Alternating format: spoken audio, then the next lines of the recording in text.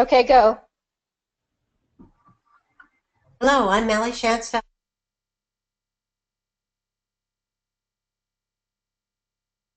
Hello, I'm Mally Shansfeld, Editor-in-Chief of Orthodontic Practice US, a MedMark publication. Welcome to a live presentation and Q&A with Dr. Robert Waugh. In our webinar today, we will be exploring the effects that oral scanners have on orthodontic procedures and also the unique role they play in patient satisfaction and retention.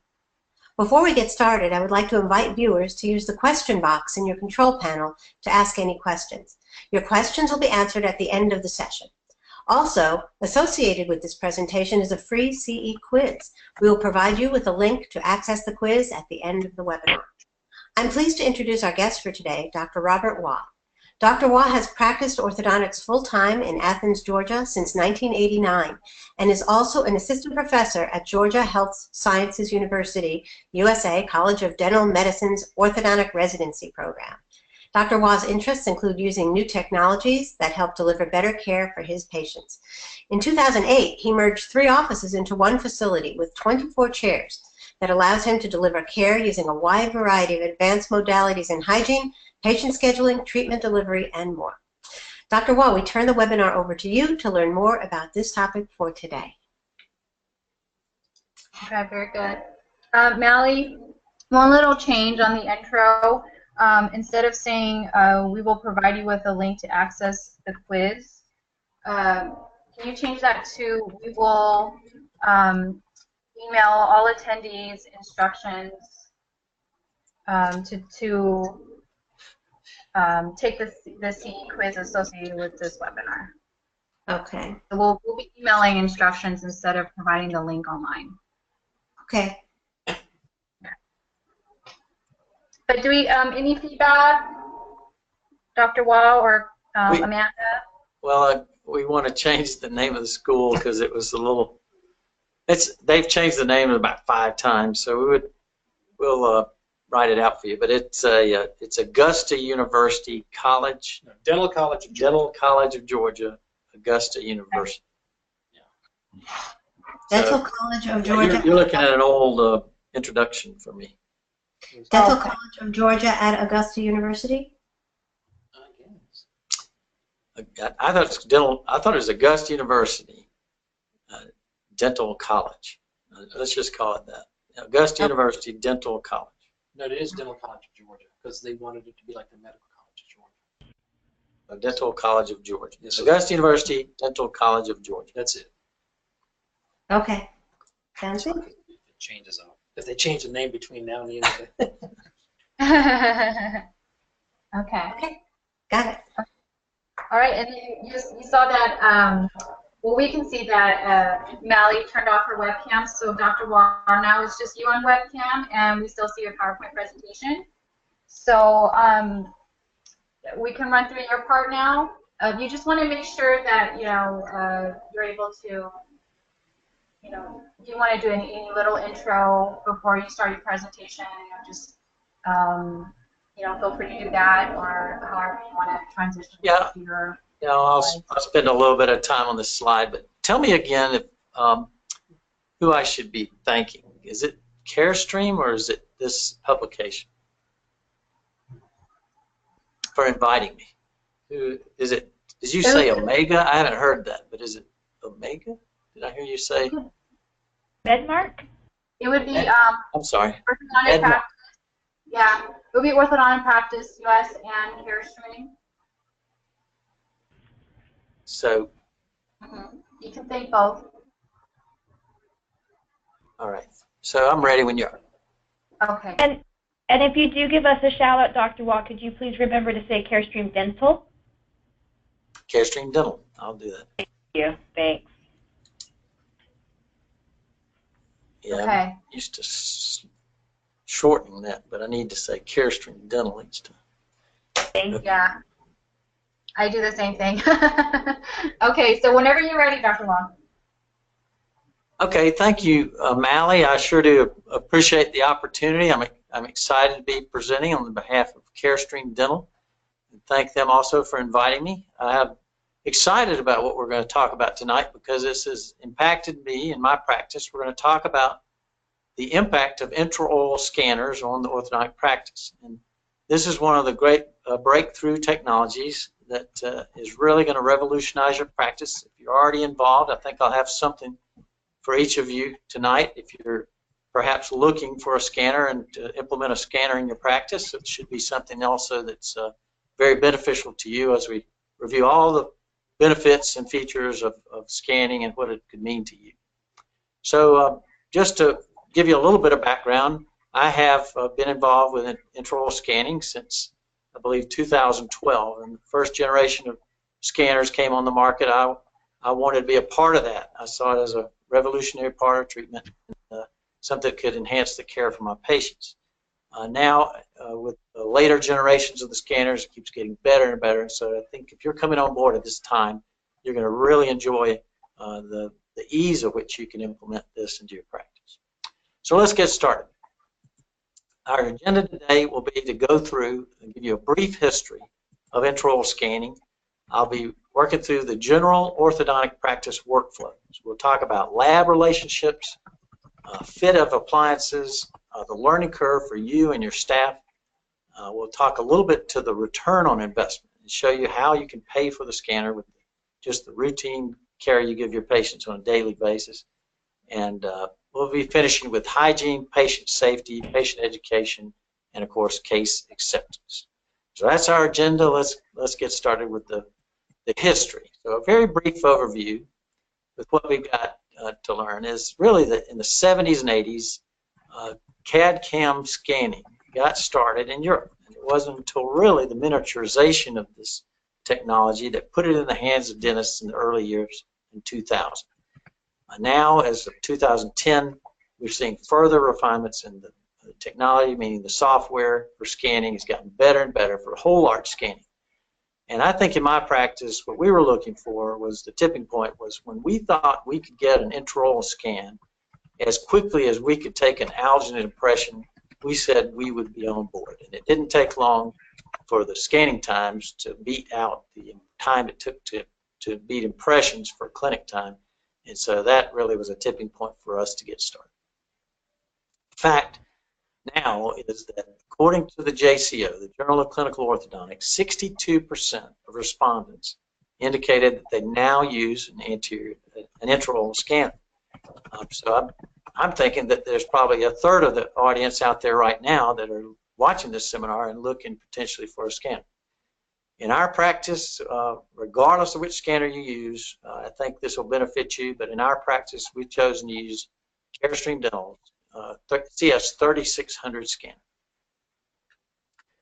So let's look at the traditional workflows in the practice.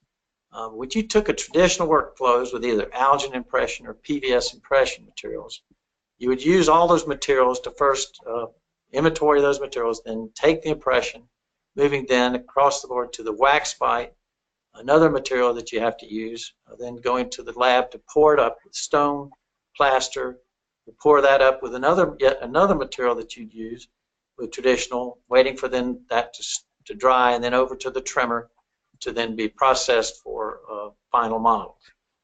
These steps, largely of which occur in the office, take 2, 3, 4 days, which you can eliminate now with digital workflows.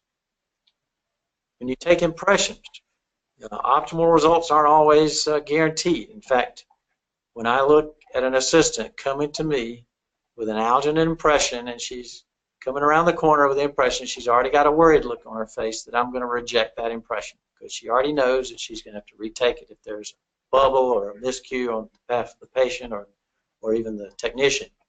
So some of these impressions actually look like the ones we took in the first year of dental school. And that middle one looks like they captured the epiglottis. And so your patients are worried about this impression from the time they sit down to the time that they get up out of the chair. And of course, we're putting in something that the patient can hardly breathe within. So it's an anxious moment for everybody. And so this could, of course, be eliminated with digital scanning. When comparing the traditional workflows for impression taking versus digital impressions, there's a great deal of time savings involved. If you look at the top line of our slide in front of you, you'll see the conventional workflow, which includes first inventorying and tray selection, taking the impression, then disinfecting the impression, moving that either to your lab or shipping it to a lab for pouring, on which a master cast is fabricated. Only until then do you have the ability to then fabricate the appliance. So this several days in the making. When you get to the digital workflows, you'll notice that several steps have been skipped, and there's a time savings of significant steps in the process, because once you take the hardware and software to take the scan, this leaves your office by way of email, and there's no more dust, no more stone or plaster to grind, and really the ownership of the project to me becomes that of the labs. And digital transmission is received by the lab, and the lab keeps up with it there, and then you have the time savings of 3 or 4 days that results in the same master model and appliance fabrication. So regardless of what appliance you're making, you can make it with a digital impression. So moving on to the lab relationships. Okay, I'm going to stop here and just kind of get some quick feedback, see if we're doing good, Mally and others. Amanda? Yeah, I think you're doing great. Yeah, it's interesting. I like your graphics are good. Everything looks good to me. I like being able. Go ahead. Oh, I just like being able to see the presenter. That's a new one for me, and I like the little anecdotes sprinkled in from Dr. Waugh. Yeah, I think you're doing great. Is his white coat making his face too dark, like the camera's shutting down for the white? I like the white coat. I think it's Maybe that's my tan. Oh, that's right. I might bring some. Too much time at the beach. I think I don't work for. That's right. That's good. That's good. Just because you use the intraoral scanner. So the introduction of the fact that I use the Carestream scanner, everybody's good with that, and then so we move on. I want to run through a couple more slides, I think, then I can shoot to the end maybe, just because I know everybody's time is valuable. But you know, I'll do a little bit more practice. One of the things I want to say is tonight I want to make sure that I do answer all the questions that are going to be asked in the CE quiz, and so I've got to associate those questions with each slide. And I haven't done that yet, but I will have that ready. Most of the slides do cover most of it, but there might be one or two. Okay.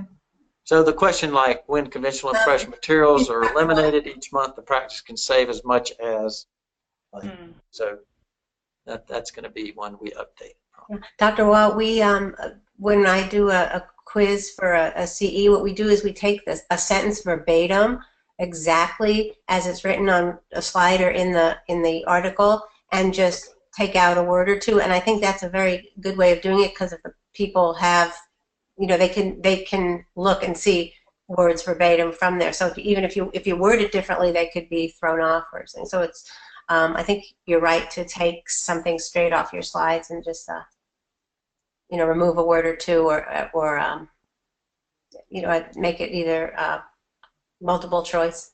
At this point, we don't want to change the questions, but we can change the slide. Is that right? Is that right? Any? I believe, well, we could still make any changes to the quiz, as long as we can get it this week. Definitely want to make sure we have some time to get it finalized. So if you want to make any changes today or tomorrow, then that should be okay. Okay. We'll get any changes to you that we might make by tomorrow. Okay, that sounds good. All right. Let's do a couple more slides and just be sure we're together on everything. But so far, so good is what I'm hearing. So. Yep. All right. So we'll take just a minute and talk about intraoral scanners and your lab relationship. Of course, coming with every scanner, you'll need to work closely with a digital laboratory of your choice. And there are many digital laboratories across the country. some with a larger volume are enhancing what you can do with each appliance. And as I mentioned before, we can do pretty much any orthodontic appliance with a scan. So practices that work with labs can pretty much work with any digital file. They might use an STL, they might use a PLY or polygon format, but the DICOM is sometimes used. But I would say that STL is most common. Though the labs can communicate these needs while the patient is still in the chair. This is sometimes helpful because if you're, let's say you have a young new assistant that's unfamiliar with a scanner and you want to, or someone's standing in for somebody who's on vacation, you might want to just say, hey, before you dismiss the patient, I'd like you to communicate with the lab and make sure they approve that scan. That takes the doctor off the hook necessarily for having to be there at the exact moment and have the patient wait. So this would be a nice way to say, hey, is this acceptable? And on your end, if they are standing by, it's nice to be able to have them confirm that they feel like the scan is acceptable before the patients leave. Because with the scanning process we use in our office, we're able to just add to an area if something is obviously missed or needs to be rescanned. You know, we can do that while the patient's there, or add to the scan we have. When you're talking about the change in the overall time frame, what we found in our practice is that we could actually change the turnaround time from 10 to 14 days with a traditional impression. When we go digital, we're 5 to 8 days. And as we all know in orthodontics, the sooner that you can get an appliance placed, the better chances you're going to have of having it fit. And so you may give that some consideration when you think about your schedule, and if you're currently putting your patients out about every 2 weeks for rotation purposes, for lab work, you could actually do that in probably a week and a half, something like that. So it could shorten the time frame that the patient has to wait for their appliance or some retainer or some other appliance that they have made. One interesting fact that we've learned from the labs is that as many as 25% of traditional impressions are considered inadequate, when usually due to a failure of someone evaluating it or some distortion in it by the time they reach the lab. And so this is something that you can count on with accuracy with the scan, is that you're going to get if you check with the lab, you're going to get 100%, if not already get 100% when you submit, because what you see is what you get. If you can see any voids in those scans, these are things you can fix before you transmit or submit the case. So what about the fit of final fit of appliances? And this is one, Rick, that I wouldn't mind showing an orthodontic appliance fitting in this particular view, because I think a lot of orthodontists don't understand. So let me start with this slide and say that the impact of a fit of a final appliance is the goal, of course, of having this work accomplished for the patient. In orthodontics, we don't have the luxury of having additional appointments for a second or a third attempt to fit things. And so we need to make sure that, of course, the scan is accurate and the appliance is fit. One of the nice opportunities we have with digital lab is that these labs work with both stone models and printed models. And so if soldering is required, the stone model is duplicated off of the printed model. If for instance, we have to digitally create some band space, maybe you take the patient right out of the exam room, walk them right into the scanning bay, scan them, and put the spacers in. And so obviously the scan didn't show the space created, but the lab can anticipate the space needed and would actually move the molars distally to create the band space. So for banded appliances, that's a real luxury and saves an extra visit. I feel like appliances fit accurately. Of course, the lab is going to err on the high side.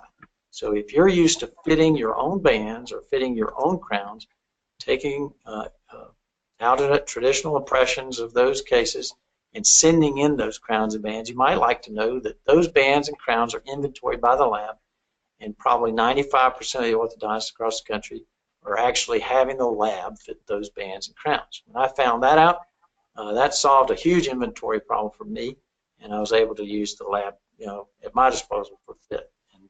And just take a look at the fit of those appliances. I would show a case right here, and how accurately this fits. And I've used the one from MK, that one we used in some of our presentation. But this is good, but this has to do with accuracy. So we're going to move on and talk now about this slide. So scanner accuracy, if you didn't know already, intraoral scanners have an increased level of the detail of the dentition and soft tissue.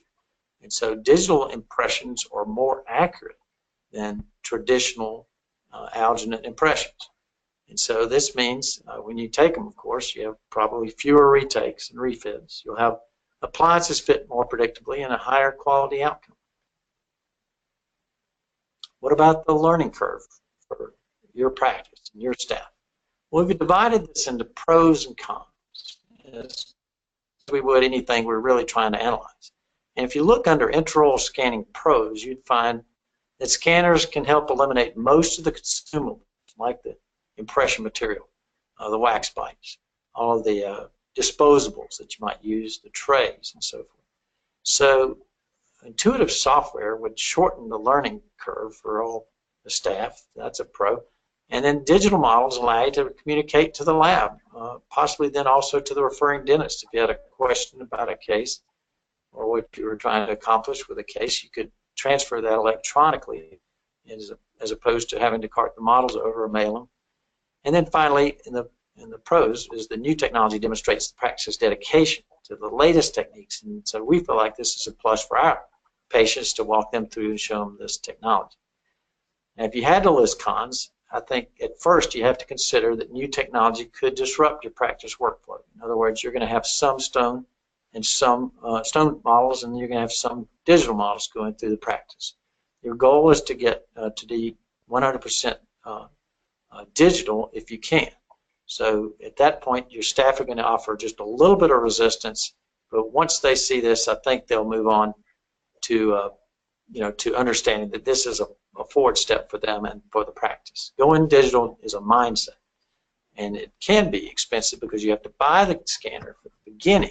But the long run, this is a change you'd never regret, and you'll have. And so you ask, is it worth it? Is it worth it? In our office, we think it's definitely worth it. I think it's a natural evolution that's going to save you time, is going to make sense. And I compare this to digital radiography. It becomes a no-brainer at some point. When we had to deal with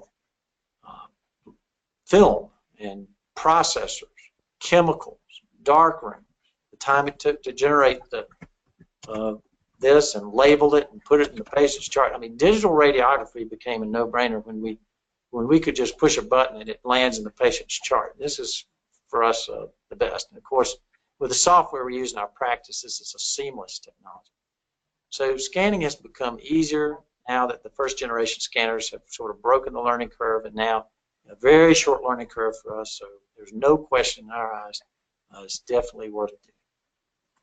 Dr. Wall, just a quick on slide 14, there's a word spelled wrong in the first line. In our office, we think it is definitely worth it. Worth has to be.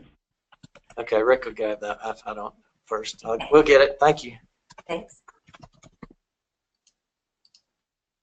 All right, so we covered this slide earlier, but for Mally's sake, let's do this one more time. I'd like to run through it. So let's talk about return on investment, because when you really consider the cost of impression materials, you'll see that you can pay for your scanner.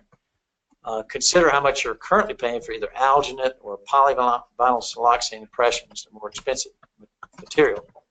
And then you look at the time in which you can amortize the investment of the scanner, and you'll see that these two things come together as a saving for you to get it into digital scanning. A big orthodontic practice is not uncommon to consider you're starting cases of maybe 600 cases. You might have to start and finish. If you're doing start and finish models in your practice, that's 1,200 models. Whether you're doing those with alginate or PVS, that's 1,200 impressions. And if it's PVS, it could be up to $25 per set. Traditionally, more alginate models are made in the orthodontic practice, but this could be, I would say, $15,000 to $30,000 in impression materials per year. You consider that top end number, $30,000 a year, well, you could have paid for your scanner.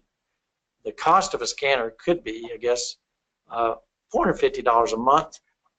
Let's say it was amortized at 4% over 60 months. This plus the tips could be $6,000 a year times 5 years. That's $30,000. That's 1/5 of what conventional PBS impressions cost, and so obviously the savings will be adding up as the years go on.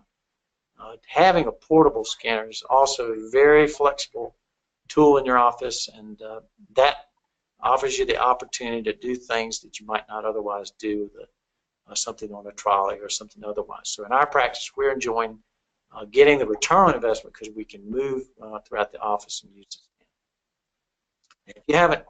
If I haven't convinced you already, take a look at what you might save with the hidden costs that are storing the models, and whether you're storing finished stone models, and now you've got to take the time to log those in, label them, put them into place, make sure they are stored for the period of time that the statute of limitations runs out, and then what do you do then? You have to dispose of them. This is a confidentiality issue. You then have to grind them. I remember taking 10,000 models and having a document destruction company charge me thousands of dollars to destroy models for my senior partner. So rather than get caught up in that, what if you use the same scanner to simply just scan the patient and log those in on a file that you can retrieve at your fingertips? So I know there are practices that invest in a desktop scanner. These are not always needed because these take up space. They only do one thing. Just use your Intraoral digital scanner for the scanning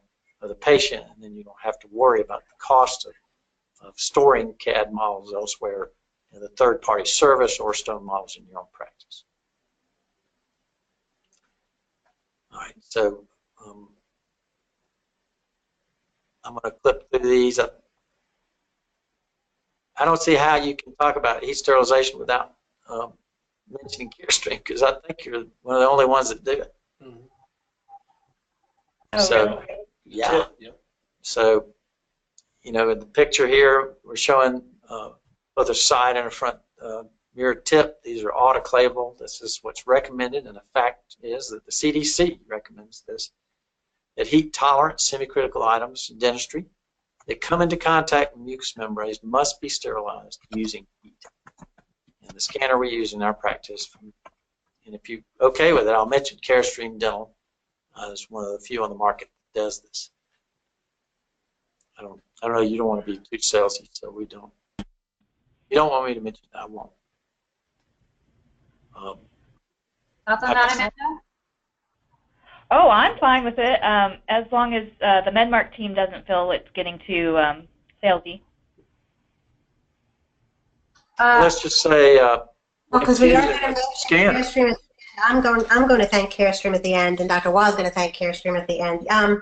You can, how about if you say, do other companies do that too? Because you could say, some other companies, including my scanner, do this. You can do that and, kind of take the backboard. I don't know about the others. I don't know any other one. Okay. So I could say something like, Just say my scanner does this, so everybody knows.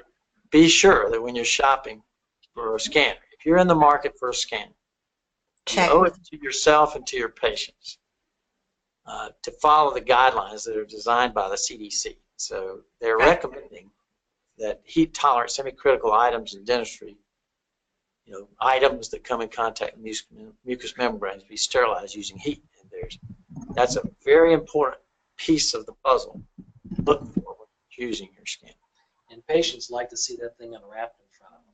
Yeah, we make a point of unwrapping. This was so important to me that I chose a scanner that does this, and you already said which one yours is, so that kind of understands.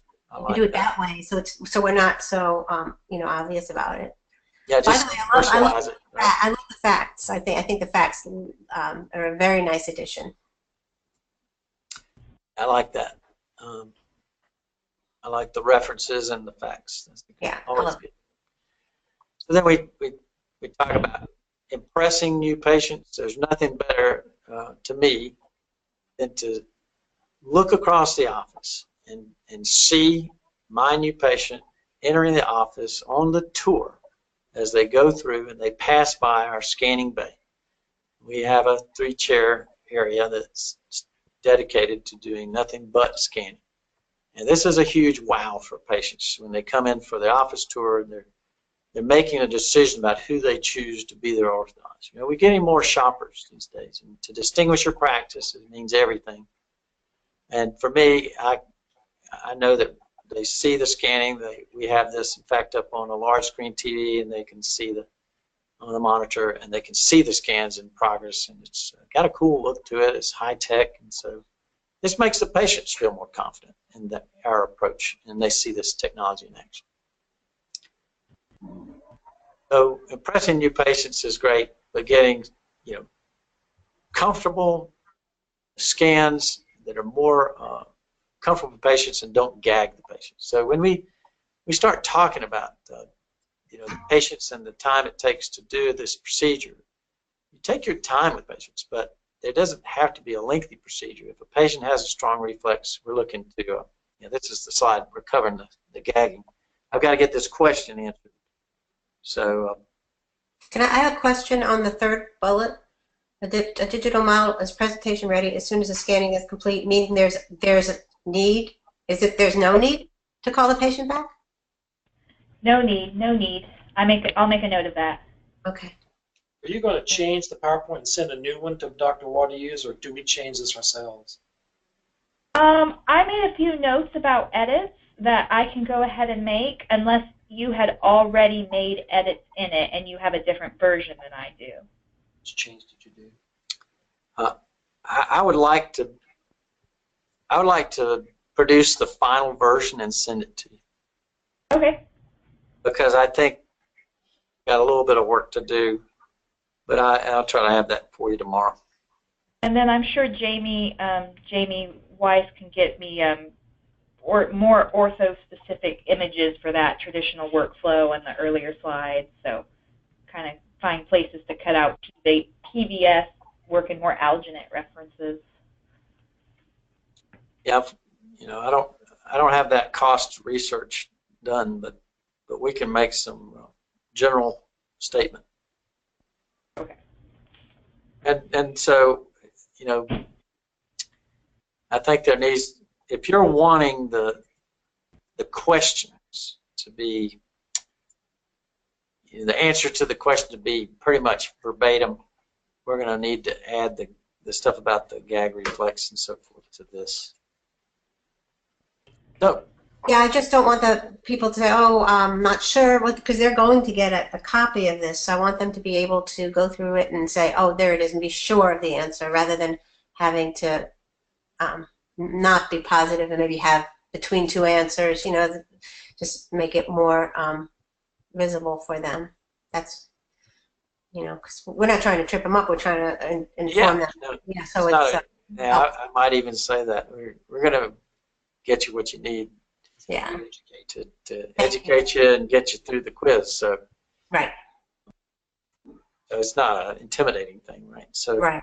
All right. So that's really our job now, I think, is to go back through this. We'll produce a final version that says it does have the key references for all the questions, the body of the presentation, and it's something that I'll read verbatim if I have to. You know, it'll be there verbatim. So they'll recognize the answer in the question. That would be perfect. Thank you. Okay. I say I'll do it, but Rick is doing it. So, by the way, that was my mistake about the location thing. I didn't want Rick to feel like he messed up. Yeah, the Google Calendar shows Winder. Yeah. Oh, no problem. Yeah, we just didn't update it. So. Oh yeah, no problem. So. So I'll be closing with the last slide and saying that this is just a surface. This is just a review of the surface of the practice advantages of using a digital scanner. I'm open to having some specific questions as we continue the webinar, and of course, you know, there's.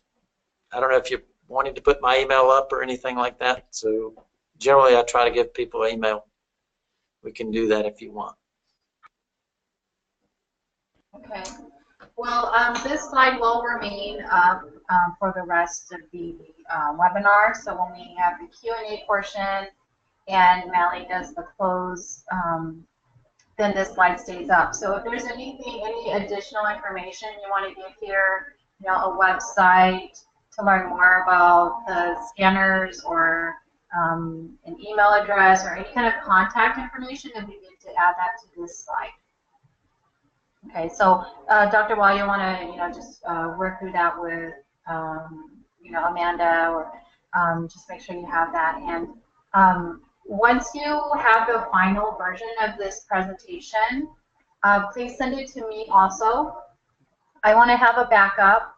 I'll go into the, we're going to practice the Q&A right now and go through those questions.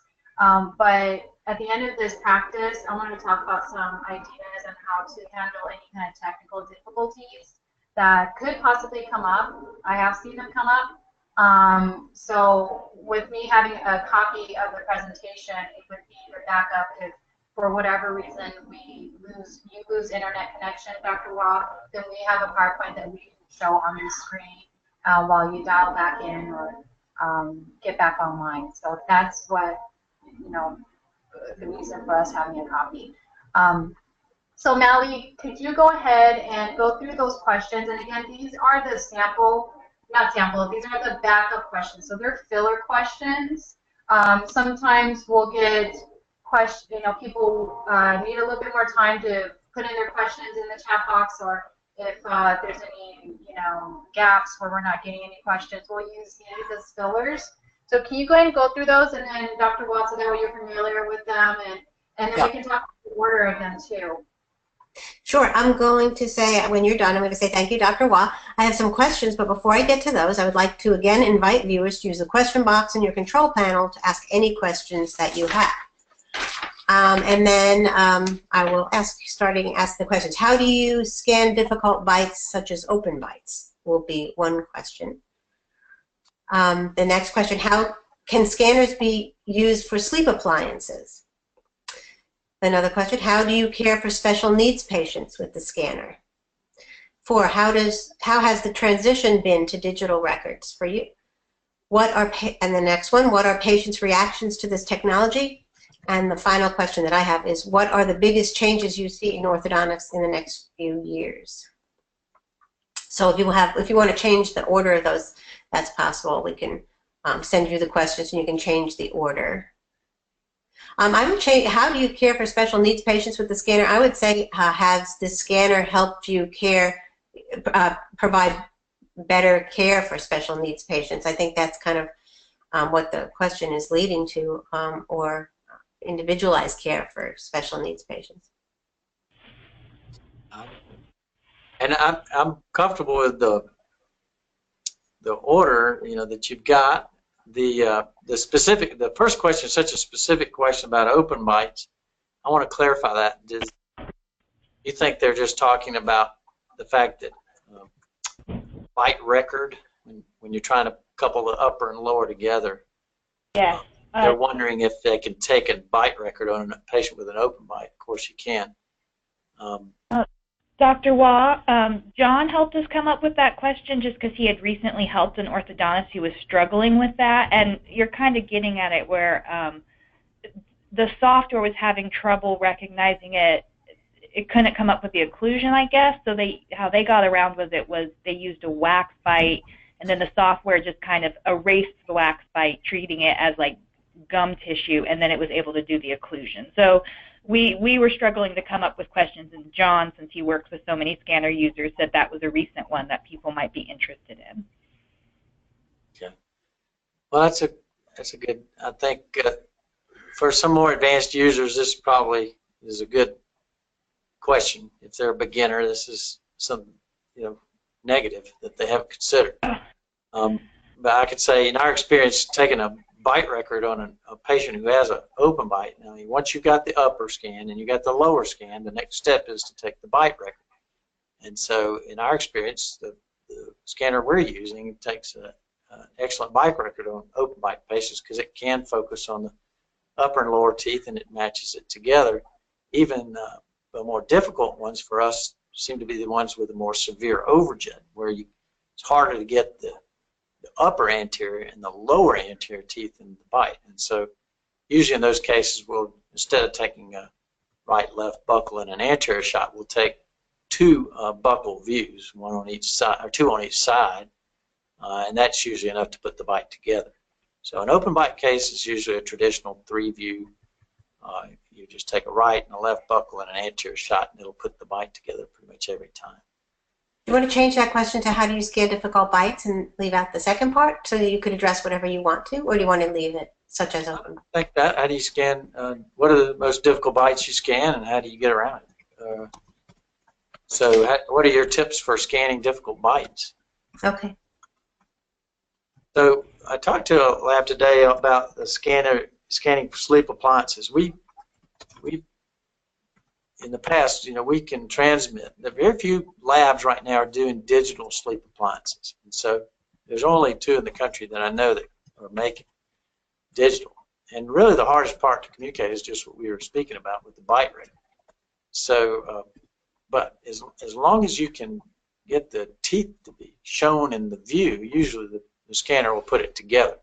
So, but if you put a big wax bite in that you can't see the teeth, then you're not going to get an articulated set of models. And of course, these are the bites postured forward for sleep appliance. So these are always off. These are always different than the patient actually bites. So what we're doing is we're using a modified George gauge, and we're trimming off the posterior part of the bite fork and just using the anterior part of the gauge.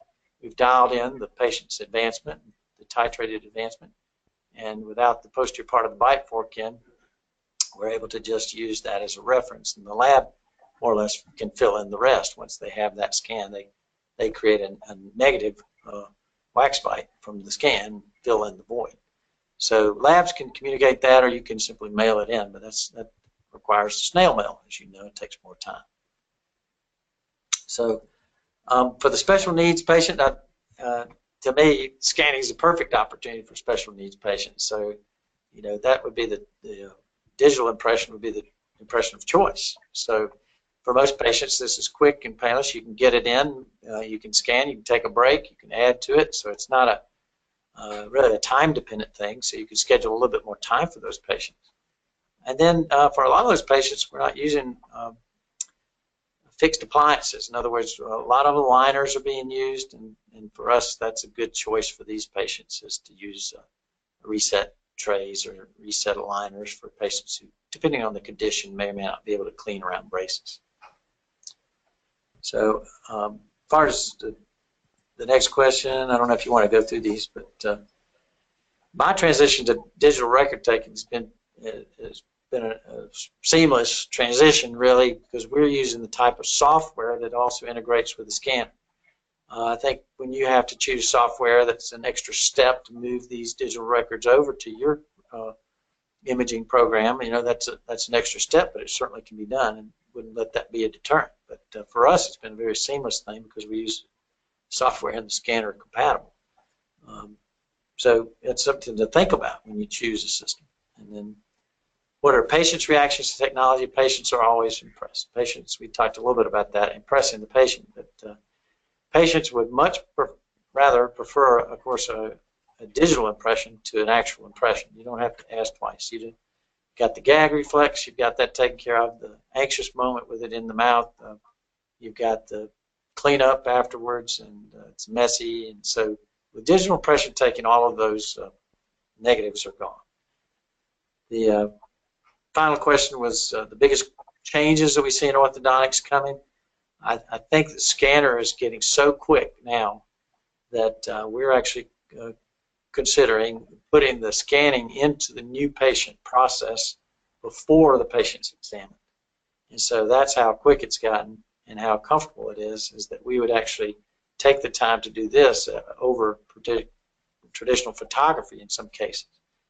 So with these scans, immediately available to you now, treatment simulations are a possibility and other options are available. So I think you'll see a lot more scanning done in the future, and then it's turnkey ready for the patient. This is the age of the millennials. They want their everything turned over as quickly as possible, and they want it to be as painless as possible. And that's the whole answer. Scanning, digital scanning is a complete answer for these patients. So, Great. Okay. I'm excited. This is going to be a great yeah, webinar. good. I am. I hope so. I think it is. I'm trying to do a good job, and we'll get you your final presentation. Do you you still need to do the close though, right? Right. I'm going to do after we do the questions, and there'll be questions that are coming in, and then if not, we'll use these questions, and then I'll say thank you everyone for your questions. But we've run out of time today, so if we did not get to your question, we will answer it after the webinar via email. Please be sure to take our free CE quiz associated with this webinar by looking for your email, which will give you instructions on how to access the quiz.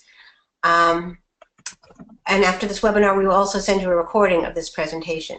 Thank you all again for attending this webinar, and a special thank you to Dr. Wah for a wonderful and informative webinar, and our sponsor for this webinar, Carestream Dental. Thank you, and have a good evening. And then the crowd. Great. Have you already been registering people? What was that? Have you already been registering people for the webinar? Yes, we've been getting registrations. Anne, do you have that number? About 30. Registered? We have about 30 so far. Dinner presentation. And that does go up. A lot of Family people hasn't called in yet. That's right. How did you promote the webinar? We promote through our social media pages. We have Facebook, Google+, LinkedIn, and Twitter. And then we also promote through our weekly newsletter that goes to all of our subscribers, to our magazines and our digital subscriptions and print and newsletter subscriptions. So, and we also have this webinar scrolls on the front page, and we have a web banner on our website also. Oh, great. Y'all got it covered. Yep. And we Dr. Watt, this is Amanda.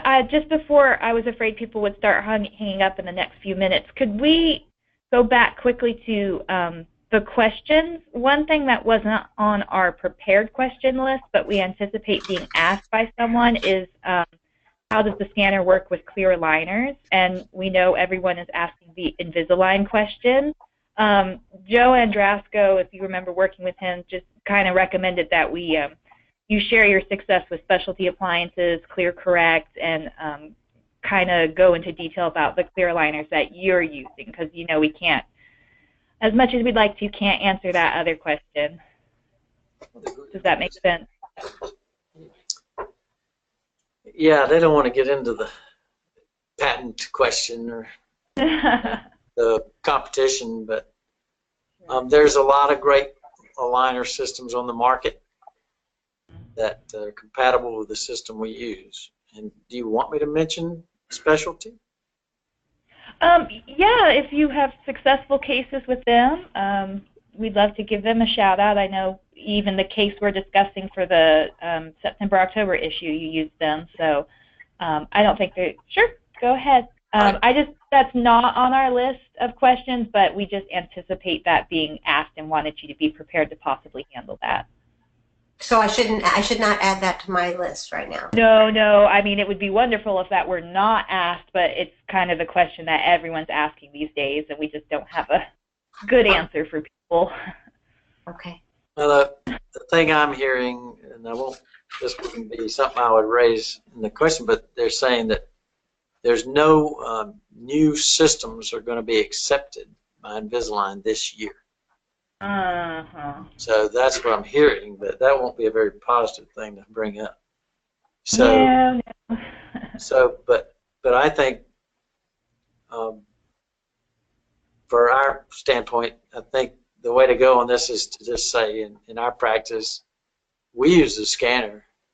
We use our scanner for 95% of the other projects that we do. So, and if we're doing in-house aligners, or if we're doing some that we'll send out for reset retainers, we're currently working with specialty appliances. They accept a variety of different scanners, but we've just never had a problem with the fit or accuracy of doing those liners. with a third-party lab. Yeah, I think that's a eloquent way to handle that. Try to get out. Go to the next question, Molly. Yes. Keep moving. Keep it moving, right, I will.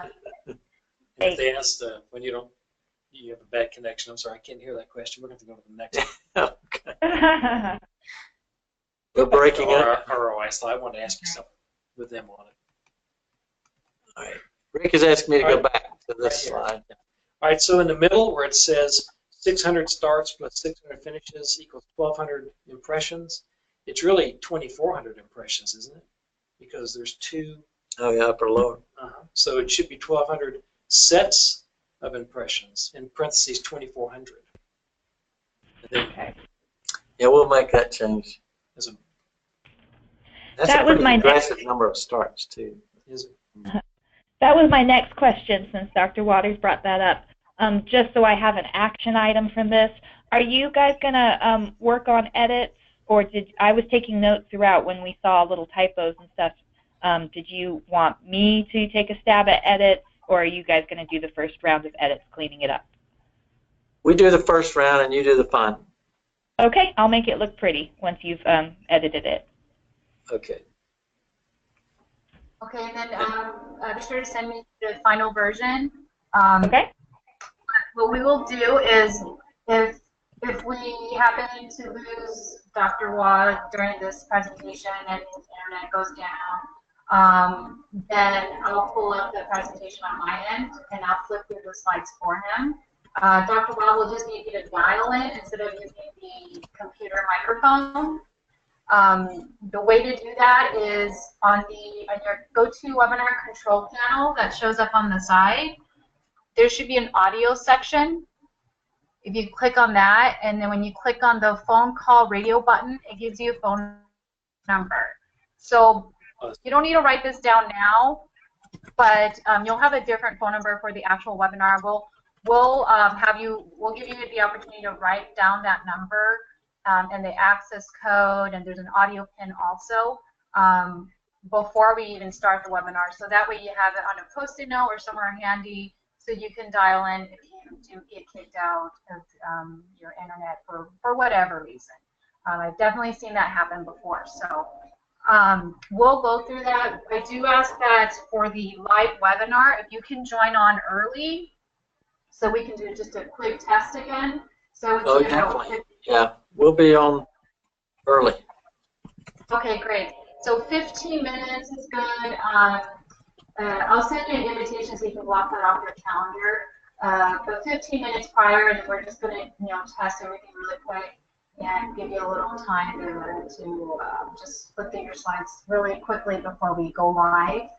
Same thing for Mally. We'll have a number on your control panel. Just keep in mind, everyone has their own specific phone number and access code. It's very specific to each user on GoToWebinar, so make sure you don't pull anyone else's phone number because it's going to kick them out of the system.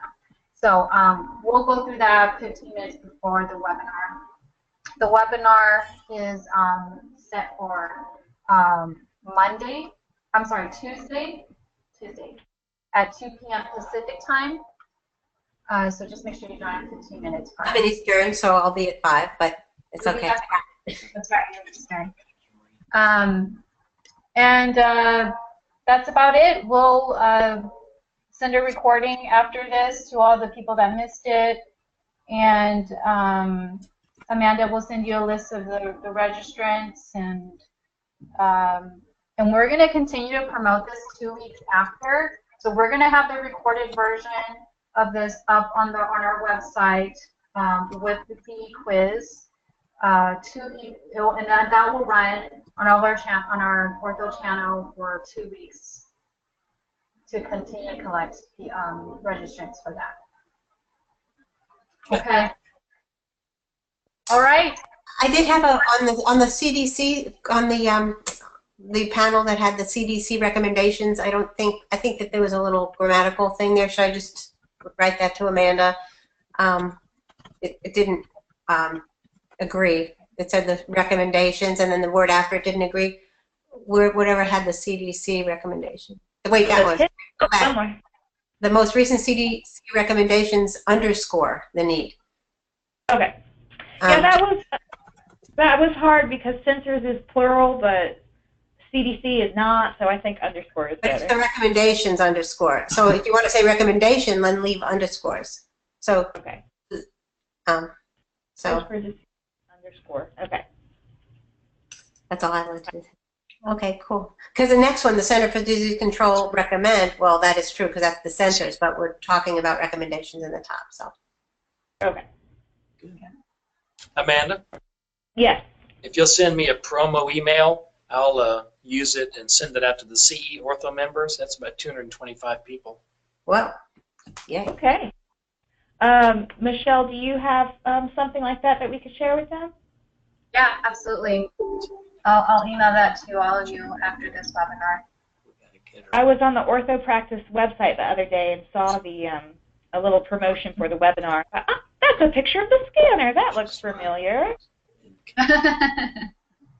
So I have seen it in the wild. Yeah, I'll send you that link to get registrants. And then just make sure that the day of the webinar, have your cell phone with you. You'll want to make sure you have it with you, and you have it on vibrate. I'll remind you to do that, but just make sure you have that with you. We do want to make sure that we have a way to reach you if there are any technical difficulties, or we can get in touch with you to chat, especially with Dr. Wall. I have your cell phone number. Yeah, you emailed that to me the other days, last week, so I do have that, and now I have yours, of course, but just a little reminder there. Okay, well, thank you all for joining, and if anything else comes up, feel free to give me a call or send me an email. Thank you very much. Yep.